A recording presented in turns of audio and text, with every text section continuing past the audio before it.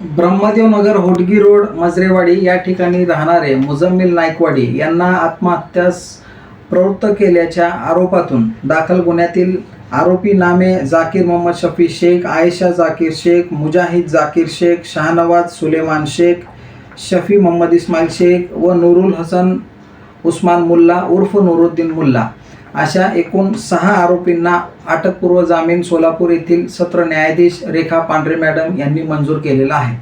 यामध्ये घटनेची थोडक्यात हकीकत अशी आहे की ब्रह्मदेव नगर या ठिकाणी राहणारे मुजम्मिल नाईकवाडी यांनी दिनांक 4/2/2024 रोजी त्यांच्या राहत्या घरी गळफास घेऊन आत्महत्या केलेली होती।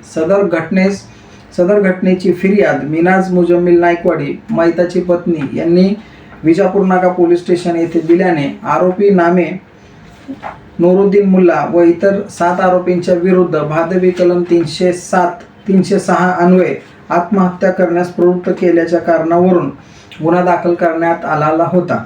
या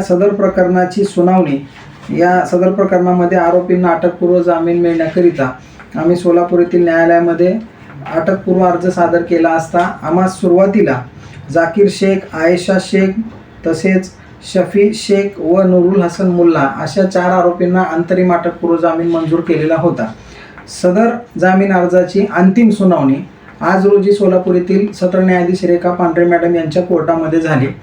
सदर प्रकरणामध्ये आरोपींच्या वतीने युक्तिवाद करत असताना एकंदरीत घडलेली घटना दुर्दैवी आहे, परंतु सदर घटनेमध्ये आरोपींचा कुठल्याही प्रकारे सहभाग नाही। तसेच आरोपींनी मयत मुजम्मिल यांना कुठल्याही प्रकारे दमदाटी केलेली नव्हती, तसेच त्यांना कुठल्याही प्रकारे आत्महत्या करण्यास प्रवृत्त केलेलं नव्हतं।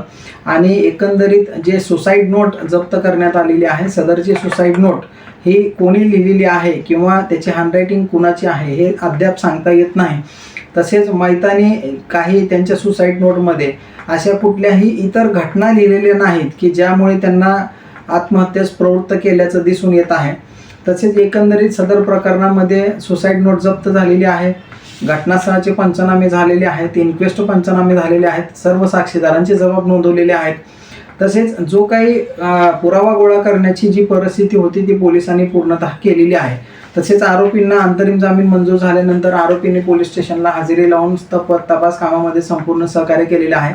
तसेच त्यांच्या अंतरिम जामिनाचा कुठल्याही प्रकारे दुरुपयोग केलेला नाही असा युक्तिवाद केला। तसेच एकंदरीत सदर प्रकरणामध्ये माननीय सर्वोच्च न्यायालयाचे व उच्च न्यायालयाचे विविध न्यायनिवाडे आम्ही मेहरबान न्यायालयाच्या निदर्शनास आणून दिले।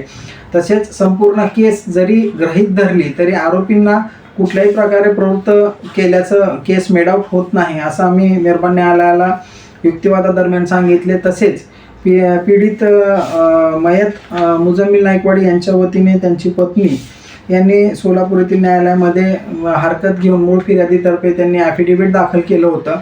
सदर ॲफिडेव्हिटमधील काही मजकूर हा त्यांच्या फिर्यादी जबाबामध्ये देखील उपलब्ध नाही, तसेच सुसाईड नोटमध्येही नाही। त्यामुळे सदरची काही मेन्शन केलेली जी हकीकत आहे हे नंतर विचारपूर्वक करून जामीन न होण्याच्या कारणास्तव आणि आरोपींना खोट्या केसमध्ये गुंतवण्याच्या कारणास्तव केल्याचे दिसून येत आहे।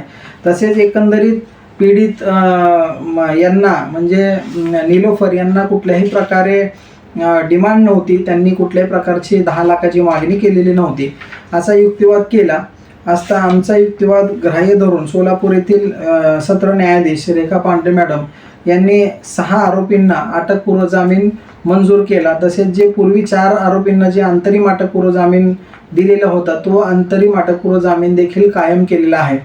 तसेच यातील एकमेव अर्जदार निलोफर नाईकवाडी ज्यांनी मुजम्मिल यांच्या विरुद्ध तक्रारी अर्ज दिला होता त्यांचा अर्ज मेहरबान न्यायालयाने फेटाळलेला आहे आणि इतर सर्व आरोपींना अटकपूर्व जामीन मंजूर केलेला आहे। ताज्या बातम्या पाहण्यासाठी प्राईम महाराष्ट्र न्यूज चॅनलला सबस्क्राईब करा।